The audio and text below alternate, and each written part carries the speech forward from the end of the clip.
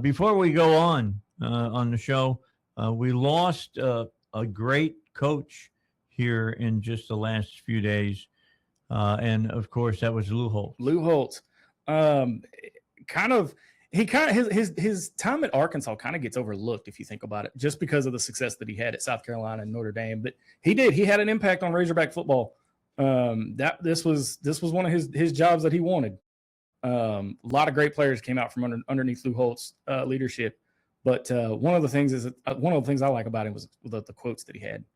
Some of the quotes that he used were so great that they made a book. The university made a book of them in the after his tenure, and my buddy's got one. He's going to let me borrow it, so I'm excited about that. It's pretty cool, huh? Oh yeah, and everybody knows Lou Holtz because of his little sparring with Mark May on College Football Game Day.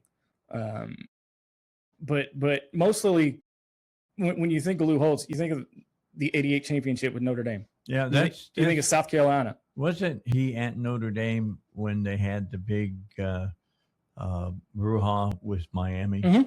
All right. Yep. The Catholics versus convicts. Yep. He was there.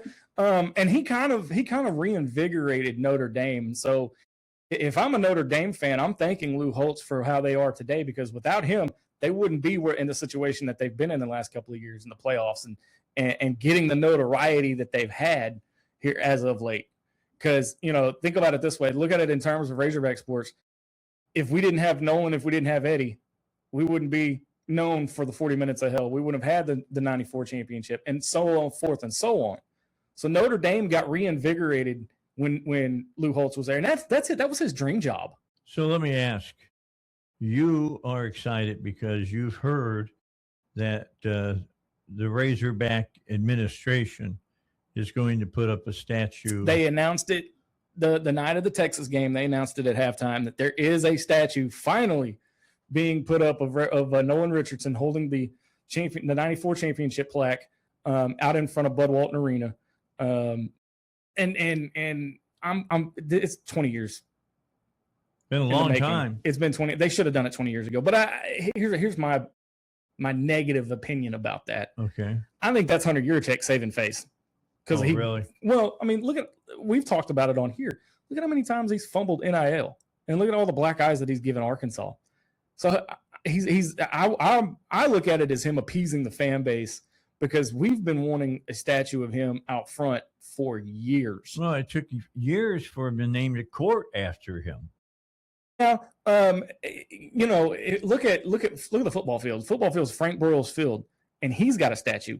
You have to do the same thing for the man who took your basketball program to the pinnacle. And I'm going to say this right now, Dave. When DVH brings home that title this June, there's going to be a statue out in front of Baum Walker for Dave Van Horn. Should be. There should be. There really should be. Or maybe they'll get a female statue in front of the women's fast pitch softball field. That one's going to be coming. Who would you put up there, though? That's who. The lady that's there right now is doing the job. Yeah. There's one out in front of the track for John McDonald, because he put the track team and the track program on the map. Yep. But I'm excited to see the statue, and it's well deserved. Yay for the court. I'm all for that. That was a proud moment because I was there the night they unveiled it. Yeah. But that statue, that's going to look really good out in front of Bud Walton. No, that's good. I'm glad that you're doing it. I really am. He took a program that was so and made it into a juggernaut. Oh yeah, MC and I talk a lot about the basketball team around this time of year. He eats, sleeps, and breathes Razorback basketball. I mean, he is all about it. And we've done some special episodes on our YouTube channel and on our podcast channel about the basketball team, and he and I both agree, had Eddie Sutton not been here, there would be no Nolan Richardson. But on top of that, the 1990 Final Four team is what set the table for the 94 championship. If that team would have never made the Final Four, we don't know if we'd have been there 94 and 95.